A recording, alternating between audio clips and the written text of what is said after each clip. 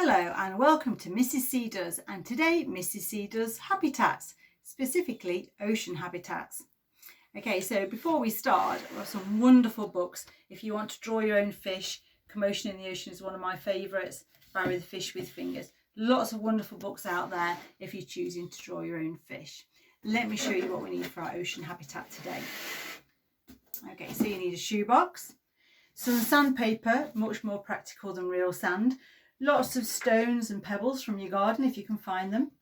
I found these shells in a hardware store in their bathroom section actually, and I've got some fish. Now I've laminated some of my fish, but you don't have to. Paper fish are fine, or probably better mounted on card. You might want to put a treasure chest in there and some green card or green pipe cleaners for your seaweed. Okay, let me show you how I got started. So the trickiest bit is actually putting the sea in. Okay, now I've got some old party bags, blue party bags, which I just ripped up and used for mine. You could use crepe paper, or you could just colour some paper and stick some paper in. I wouldn't paint the box because then it's going to make it soggy and this might start dipping. This is the trickiest bit, so I've done that ahead of meeting you today. And then I've put my sandpaper to size, so I'm just going to put my sandpaper in there as well. Okay, much better than using real sand. Okay, when I've done that, I'm going to start putting all my rocks and my shingle in. So I've got some small stones that I'm going to sprinkle on the seabed. And I've got some larger stones, which I am just, you don't have to be too fussy about how you put these in. There we go, you can just put them in anywhere that you like, because that's how they appear in real life under the sea. There we go. And then I'm going to place some of my lovely pretty shells in there as well, in and amongst all the shingle and all of the rocks. Let's have a few more, really nice. Okay. Okay, the next thing that I'm going to do is I'm going to put some seaweed in. Now what I've done is I have actually got some green card and I have cut out some seaweed. And all I did was I just squiggled seaweed patterns up and down the card and cut it out. So nothing fancy at all. The thing that you must do is bend the bottom of the card back, because that's going to help you to stand it up on the seabed. Now I have used blue tack many a time for this, because I've found that it sticks much better than sellotape. Sellotape doesn't stick to sandpaper very well at all, so I suggest you use blue tack when you're attaching your seaweed to your seabed. So because you bent it back, it should just be able to stand up like that. I'll just do that for you and then I'll spin it around. There we go. So we've got some seaweed. You could also use pipe cleaners, either straight ones, or you could bend them as well, make them curly. So you could stick some pipe cleaners on. Again, on blue tack is a much better idea than using sellotape. Okay, so we've now got our seaweed in.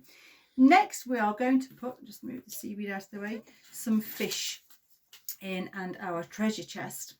Okay, so I'm going to put my treasure chest on the back of the picture there.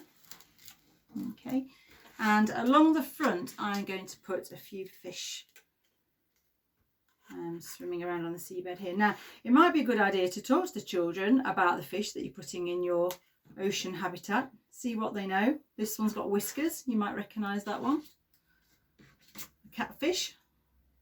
You might also have a turtle on the seabed as well. And you can put some fish on the back wall as well, swimming around. Okay. Put a large one there. Okay.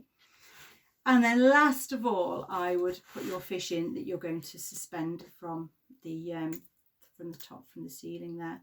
Now when you're putting these fish in, it might be an idea, because they're going to spin around, to actually print off the same picture on both sides, because then when it spins around you're always looking at a fish. I'll show you what I mean by that when you don't print it on both sides.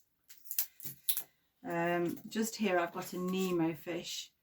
As you can see, I've got Nemo on one side, a clownfish on one side, and I haven't done it on the other. So what happens when I put him in the box is that he might just spin around and you might be looking at the white side instead of the coloured side. I think he's got a little bit stuck in the seaweed there, so he's fine. Okay, and last of all, I'm going to put in, if I can get my sellotape off, pretty angel fish as well. Okay, wonderful. So there you go, there's your ocean habitat. So we've got some sandpaper for the sand, we've got a bag that I've cut up for the sea, some suspended fish, and we've got some fish on the back there, lots of shells, lots of stones, and time permitted I put a lot more seaweed in there as well and get a lot more pipe cleaners. Okay, you might get asked to do a habitat at school, so this is a lovely one to do, one to keep at home as well. Okay, I hope you've enjoyed doing your ocean habitat with Mrs. C today, and I'll see you again next time for more of Mrs. C Does. Goodbye.